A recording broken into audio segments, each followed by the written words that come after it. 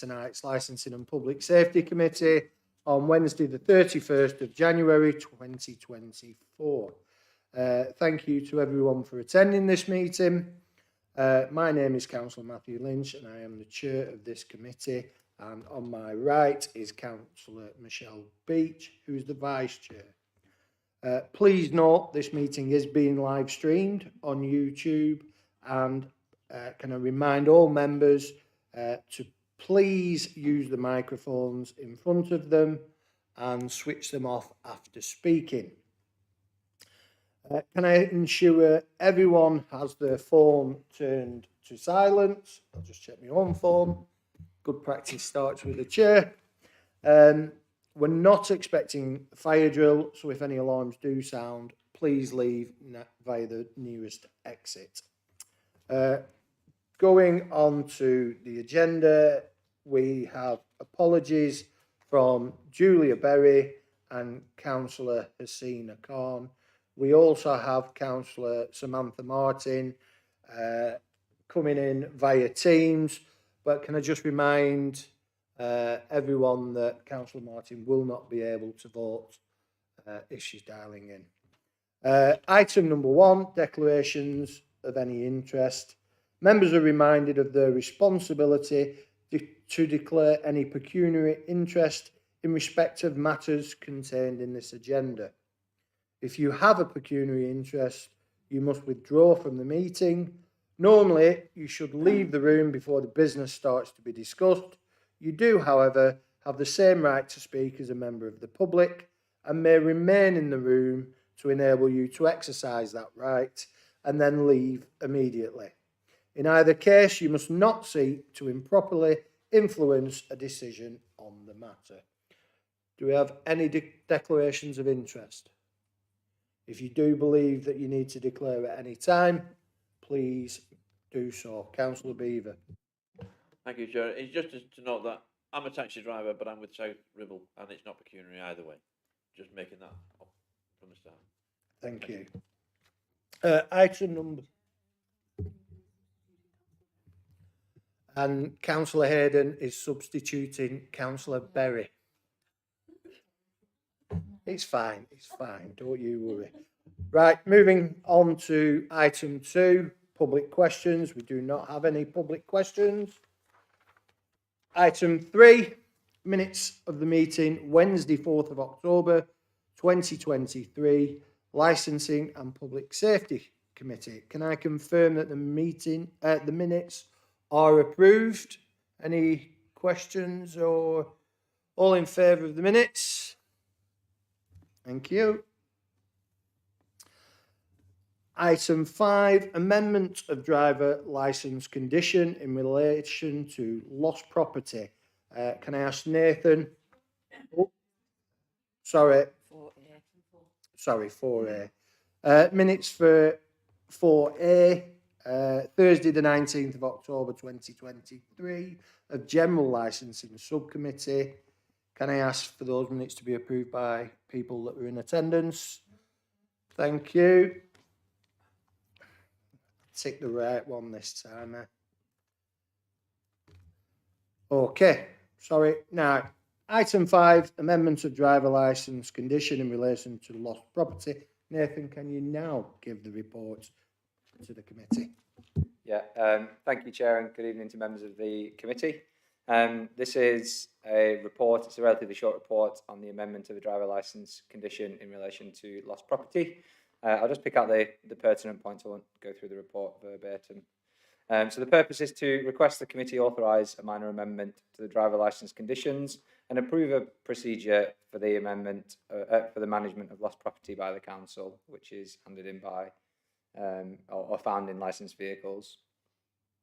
The recommendations of the report is that the committee approves the amendment to the driver licence conditions proposed in the report and that they take effect immediately. 2 of the recommendations, that the committee notes that such amendments take effect only on the grant of a new licence or on the renewal of an existing licence, and 4, that the committee approves the procedure for the management of lost property. The reason these recommendations are proposed is that the condition in its current form is unworkable, and that's due to the procedure of blanket constabulary in relation to lost property. I'll move then to paragraph 8 of the report, which states that Section 51 of the Local Government Miscellaneous Provisions Act 1976 gives the power to attach conditions when granting a licence to drive a private hire vehicle. The council currently has a set of standard conditions, and they are attached to every driver licence which is issued by the council. And it's the responsibility of a licensed driver to comply with those conditions at all times. You'll find in Appendix 1, there's a copy of those conditions in the entirety. Dealing with that directly with the condition which is relevant to this report, in relation to high-risk property conditions, there are conditions 16 and 17. I'll be brief in looking at condition 17, because that's the one which is relevant for this report. The licensee of a licensed vehicle shall, if any property is accidentally left therein by any person who may have been conveyed in the licensed vehicle, and be found by or handed to him or her to carry it as soon as is possible, and in any event within 24 hours, if not sooner, claimed by or on behalf of its owner to a police station in the district in order to receive instructions from the police regarding its custody. So it's essentially telling a licensed driver what to do with lost property. And in the making of that condition, it requires a licensed driver to take it to a police station. Now, members of the trade have reported to officers that on attempting to hand in lost property at a police station, they've been able to do so. Officers have confirmed that the constabulary will not take custody of lost property unless that property is of a very high value. Officers have consulted with other licensing authorities within Lancashire, and it is reported that they require lost property to be returned to them rather than to local police station. Therefore, it's proposed to amend condition 17 to the following, and that essentially says, you'll find it at paragraph 13, that lost property is handed into the council. It does make a slight change in how it expects a licensed driver to manage lost property, and that's the first thing that it requires, is that they take all reasonable steps to return the property. So there's essentially a two-step process. First, try and return the property, and then after that, if that's isn't possible, then to return it to the council offices for storage. The committee should determine when this amendment should take effect from, and it's recommended that it takes effect immediately. It should be noted that amending the standard conditions doesn't affect licence holders immediately. Conditions which are imposed only take effect on the grant or renewal of an existing licence. Dealing then with consultation, it's a relatively minor change in effect. So we haven't undertaken formal consultation with the trade. We have publicised this with trade representatives, and private hire operators have been or will be informed of this change. We will inform individual licence holders at the time a new licence is granted or when their licence is granted. So there is a covering letter that goes with when we issue the licence, and in that we'll point out that we've changed the condition. Dealing then with how we manage that lost property, we've prepared a procedure, and you'll find that procedure at Appendix 2 of the report. Essentially what we're saying is that we will have procedures in place to ensure that what is handed into the council is what may be returned to a person, how that's recorded, and how long we will keep hold of that at the council offices before arranging for its disposal. Paragraphs 18 deal with climate change. There's essentially no impact. Likewise with equality and diversity. There are a number of risks, but the risks are associated more with a failure to amend the conditions in terms of reputational risk, and also whether if the committee decides not to amend the conditions, there's a risk of litigation, because we essentially are imposing conditions which it's impossible for a driver to comply with. That's the report, Chair. I'm happy to answer any questions. Thank you. I think it's fair to say we met with the trade this week, and it was welcomed. It was welcomed by them. I think they've been in a bit of a quandary as to what to do with things. I do also note that there's been a couple of quite public returns of property to people who were in a rather rapid response by the trade, and I think that does a world of good in increasing their public perception as well, because I think these days people would rather like to have a social media post out of a lost phone than actually keep it. So a strange old change of circumstance. But if there is any questions from anybody, Yeah, it's not really about the actual licence change, it's about the disposal of property. Have you already got a policy in place for lost property from other areas, or will you need to introduce a new policy for disposal?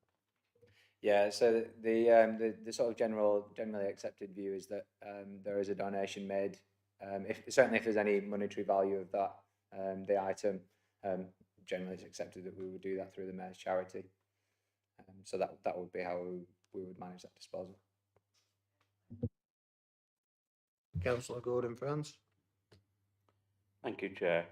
I mean, I'm quite happy to propose these conditions. Looking at paragraph 11, it's as it says, it's totally unworkable. The police won't accept lost property of a small value. So it's as you say, Nathan, it's unworkable. Councillor Beaver. Thank you, Chair. What happens to those drivers today that are existing, right, not going for the new ones? It sounds like a two-tier system, that this will only come in for new drivers. As it currently stands, we have no power to amend a condition on an existing licence. When a driver comes up for a renewal, so obviously every driver licence or most driver licences expire every 3 years. When that condition then, when that licence expires and when it's renewed, then we have the power to change that condition on that licence. But the licensing authority doesn't have any power to change a condition on an existing licence. Now, whether we take a view as to how we enforce that, you know, if an existing driver were to hand or attempt to hand in lost property at a police station or handed it into the council, then, you know, we have discretion to decide how we enforce that.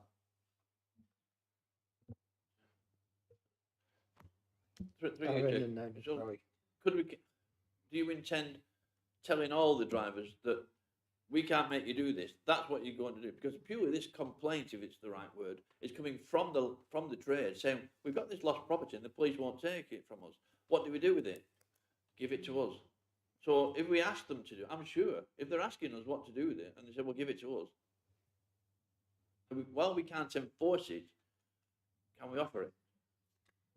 Yeah, and in essentially that's what will happen. The accepted procedure will be that there is no way to hand it into the police station, so it will naturally come to us. It's something that happens relatively infrequently. You know, the trade are very good at returning mobile phones, you know, whatever's left behind in vehicles to the passengers. But in the instance that, you know, for whatever reason that isn't possible, then yeah, we would obviously take custody of it in the way that we're proposing in the report. Councillor Lees. Yes, thank you, Chair.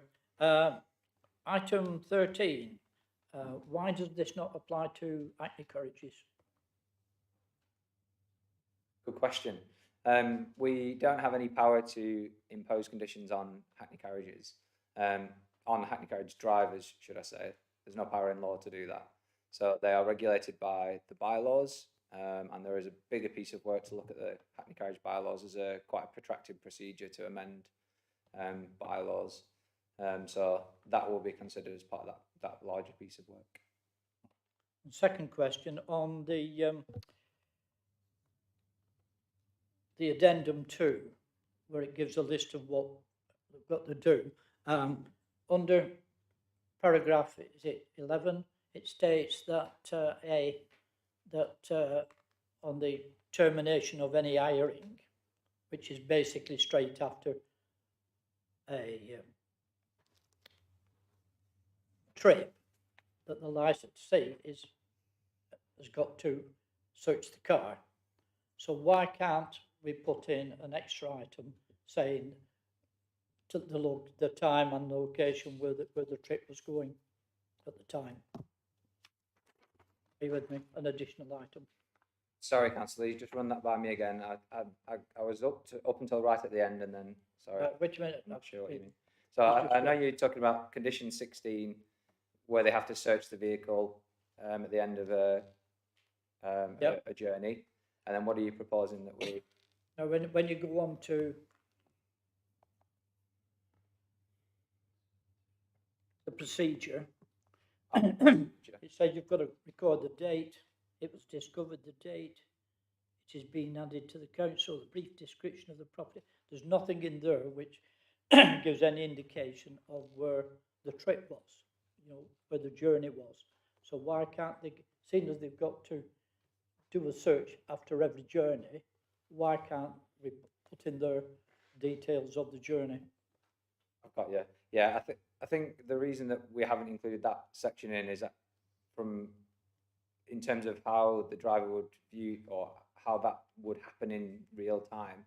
If the driver was able to identify which journey it related to, it would be almost certain that they would be able to return that item to whoever had lost it. I think what this procedure is likely to manage is where an item has, you know, for example, it's tucked down the side of a seat, or it's been difficult for that to be found. It's not been found for some time. The driver is unable to identify who that belongs to or which journey it was found during, and so there's no other way in which they would be able to identify who it belongs to, so they could return it, and therefore it would be handed to the council. Yeah, but it obviously it have the records. It will be able to give a description of what they did that night, or what day, a full list, so that we would have a record of if anybody came forward with anything. Yeah, I think the intention with the procedure is that we maintain the register and we maintain the list of whatever property it is that we have, so that if any person came to us who had lost property, then we would be able to assign it to them. Now, a description of the property and the vehicle it was left in would be enough for us to decide who that person was. If, for example, it was a mobile phone, the make, the kind of case it was in, or any distinguishing marks would be enough. And so it may, adding that into the list would provide more information that the driver needed to give us, which there's a possibility might not be correct, and actually wouldn't or may not add anything in terms of being able to reunite that property with the individual. Councillor Southern. Thank you, Chair. Nathan, it's been intention, Nathan, to communicate this new change to the public, i.e. where you would go if you lost your umbrella or your bag or anything. Yeah, that's a good question. So our policy and our taxi conditions are published on our website. I mean, it's a good suggestion. I'm happy to include something on our website to say, if you do lose property, if you have lost property, here's a list. Yeah, come to us. Yeah. I'm sure comms will be queuing up to get me to do another video soon. Councillor France.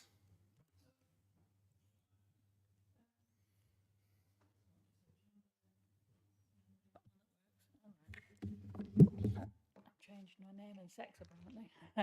Okay, just to say, what about displaying that at the taxi rank then, that any lost property, please contact the council if it's not returned to you? Is that possible? Yeah, so this change will only apply to private hire drivers initially. So yeah, and like I said, we're going to communicate that change with private hire operators. Generally, we find that people who have lost property will contact operators as a first course, and they'll be able to direct them to the council. Anything further? Okay, we're now at the end of that discussion. The recommendations are as follows: that the committee approves the amendment to the driver licence conditions proposed in the report and to take effect immediately. That the committee notes that such an amendment takes effect only on the grant of a new licence or on renewal of an existing licence, and that the committee approves the procedure for management of lost property. Therefore, can I have a show of hands? All in favour? Oh, sorry, proposer and second. Right, seconder, councillor Southern, thank you. So desperate to get home, aren't we? Anyway, all in favour? Thank you very much. Anybody against? No abstentions. Therefore, that is for approval. Item 6, any urgent business? I have none from anybody else. However, I would just like to thank everybody that attended the licensing savvy meeting that we had on Thursday last week. I have to say, myself and the vice chair went round a few venues. The sense of pride from those individuals that have completed the assessment process, many of which have got 5-star ratings, was hugely impressive, as was their ability to do interviews, I have to say. Far better than me, I can assure you. But even when we were speaking to the trade, there was a general sense that those businesses had already implemented improvements. They were really happy that customers were already coming in. I think one lady referred to vulnerable women now felt really comfortable going into the venue. So hopefully we can persuade quite a few more venues throughout Chorley, particularly in out of town as well. And I would recommend that all councillors promote this as much as possible. Thank you. On that, I would like to thank everybody for their attendance.